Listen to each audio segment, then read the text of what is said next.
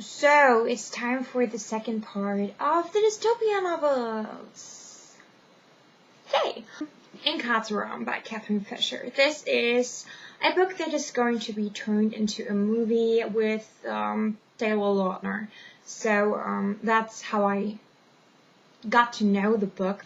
Not that I'm a huge fan of Taylor Lautner, but there are these pages that I follow that kind of post everything that's connected with books, going to movies, page to premiere, something like that. That's how I got to know the book. So, I really like that book, especially because of the writing, because of the descriptions. It's about a prison in a future world where they took over the habits of former times, and that's kind of going backward, and that prison is like really small but also really large, so nobody knows where that prison is, but they imprisoned all the bad people at one point in this prison, but now all the generations kind of took over and the prison exists very long and it's really closed up. And that book is described from two perspectives. So you get the perspective of a young girl, of the kind of the princess who lives outside, and of the boy who lives inside the prison. And it's really fast-paced and it's really cool because the descriptions of the prison are so amazing. It's so full of fantasy, and I really like that. So yeah, it's kind of dystopian, but it's also kind of a little bit fantasy, and I really liked it. I kind of loved it. So you only know about the dystopian parts because of all the technology and stuff like that. So if you really want a pure dystopian book, then that's probably not your thing. But if you like it mixed with a little fantasy, then that's what you need to read. Across the Universe, probably a lot of you guys know about that book. I really love it. It's, I think the whole relationship between Amy and Elda is described really well, so that you really get the feeling that they like each other. It's not just lust or something, but they really like the personality of the other person, and I think that's a really great thing.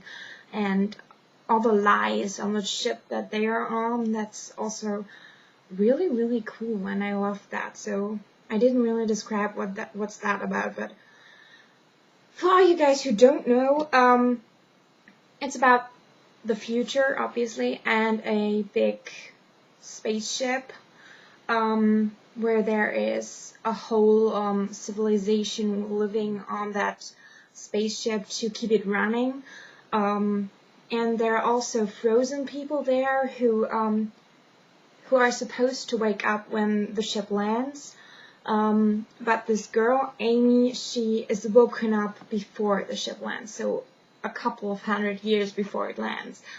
And she's not allowed to wake her parents, and she's kind of pissed about that. Yeah, and she kind of falls in love with Eldar, who is the other main character. Yeah, I love it because the love story is so believable somehow. Go in the Arena by Lisa Haynes. It is awesome, really. I thought it would be a lot like The Hunger Games, just look at the title, but it's really different. You can't really compare that. Well, both books kind of wanna give you a message. That's what they have in common, but that's all. That's all they have in common. You'd think that you get a huge fight or something because, well, Girl in the Arena, and she, on the back, it reads that she wants to revenge her father's death and blah blah blah, but in reality she only fights for like 2 minutes or something. It's more about this whole civilization, about the people who watch stuff like that, and I really, really like it. It's also not so lovey-dovey story like. It's really, really, really cool. I really like it. The only thing that kind of goes on your nerves is that you don't have like I don't know what you call that. Direct speech is not marked the way that it's marked usually, but you have these kind of I don't know if you can see that. That's really not good. But you have these connecting thingies that thing, and not this. So I hope that you could understand that. And that's kind of bothering me about this book, but it was still good. And it's a one part thing and not a series, because I'm kind of always reading the first part of a series and waiting for the second part, or waiting for the third part. As I did with this one. Birthmarked, yeah, probably a lot of you guys know about that too. It's written by Cara Fabrine, and it's about a future in which there's like an enclave, and people live inside a wall, and some people live outside. And the main character, Gaia, lives outside, and she is helping mothers give birth to their babies. So she's kind of working for the society, because the people inside take 3 babies each month from their mothers and give them to the people inside of the wall, and yeah, that's kind of hard for the people outside the wall.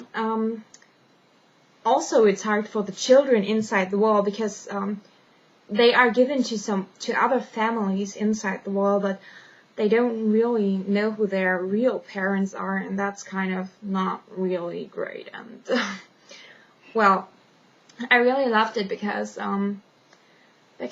Gaia is such a great character, and there's such a development in her character, in her, she's kind of becoming herself really, and being proud of herself, and that's hard for her because she's marked with she's birthmarked now. She's marked with a scar in her face, and she's always kind of secluding herself from society because of that scar. And in that book, she learns to live with that, to be proud of it. And I really liked that about the book, but I thought it would be better because everybody was talking about it and saying, "Oh my god, this is so awesome." But it was awesome, but not like, "Oh my god, I need to buy this, it's amazing, I'm gonna sleep with it on my pillow or something." Awesome.